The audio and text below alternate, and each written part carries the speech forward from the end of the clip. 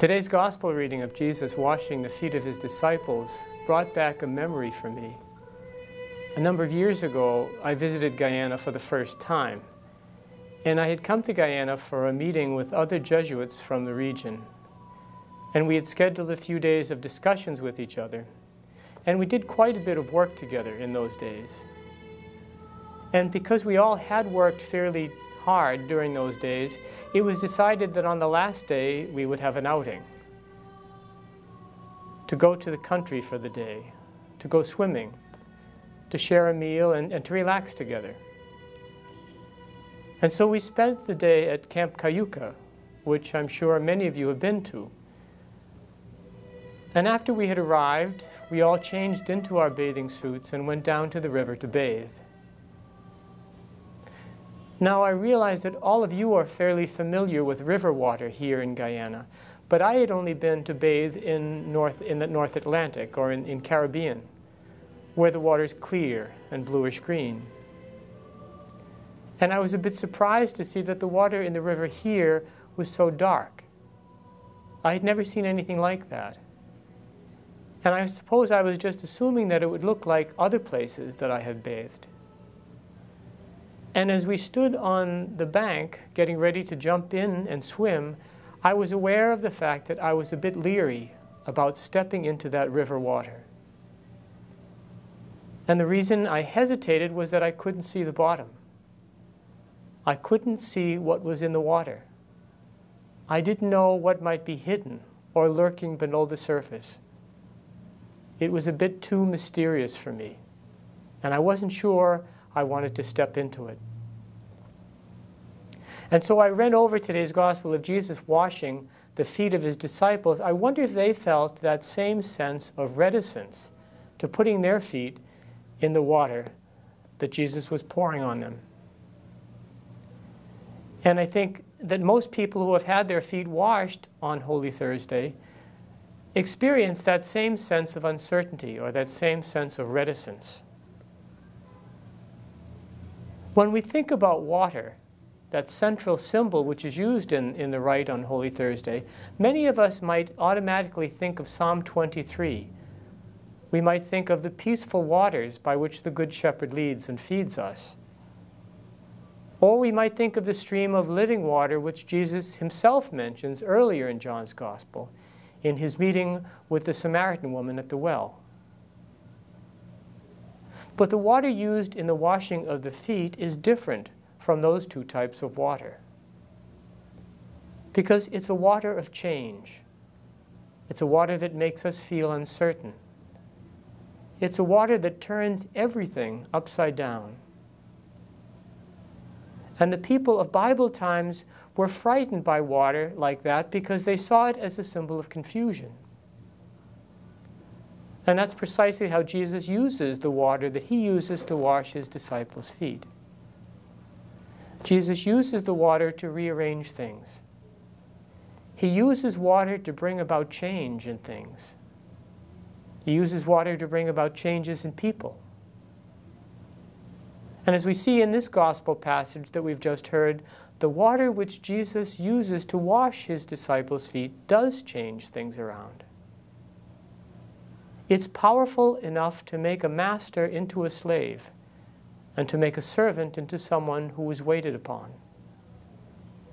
It's strong enough to make the rich poor and to make the poor rich. It's capable of making those whom the world undervalues and scorns into people of importance and people of dignity, and to make those whom the world esteems into ordinary folk. In short, the water that Jesus uses to wash the disciples' feet makes every disciple whom Jesus washes into someone different from whom they were before Jesus washed their feet. And it's perhaps because of the power of that water and the power of this gesture of Jesus in washing. In short, it makes every disciple whose feet Jesus washed into someone different from whom they were before Jesus washed their feet. And it is perhaps because of the power of this water and the power of this gesture of Jesus in washing his disciples' feet, that Peter says to him, "You're not going to wash my feet." And many of us might share in Peter's discomfort. Because in the washing of the feet, what Jesus is inviting Peter and the disciples and the rest of us to is inviting us to change. He's inviting us to let go of some of the patterns of behavior, some of the mindsets, and some of the attitudes by which we live, and with which we may have grown comfortable. And it's hard for us to let go of some of them. He's inviting us to allow ourselves to be changed by the power of his love, to let this water rearrange us and to make us more into people of his kingdom, people who love, people who understand, people who serve others, people who are generous, people of compassion, people of justice, and people of mercy. Jesus is inviting us in the course of this Holy Thursday meal to let ourselves be emptied of selfishness and rivalry and petty resentments and squabbles. And he's inviting us to be filled instead with himself. And the food with which he wants to feed us is his body and his blood. He wants to make us more like himself.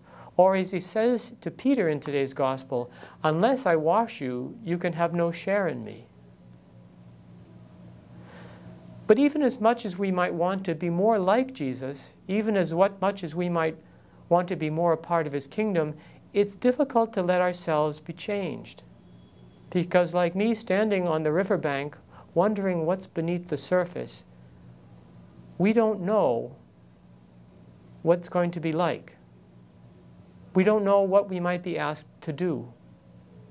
We don't know what we might be asked to suffer.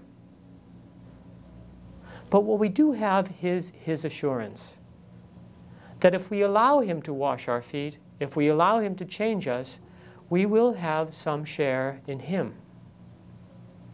That if we try to love and to serve and to care for other people the way he did, our world would be that much closer to his kingdom. That if we continue to let him feed us with his body and blood, he will be with us always, no matter what happens to us until the end of time. Tonight, perhaps in our parish celebrations of the Last Supper, we may only wash the feet of a small number of people. But as we do so, maybe we could all use it as a time to pray, asking God for the grace to allow ourselves to be changed, to be made more like Jesus. Asking that we might be able to allow our world to be turned upside down by his love.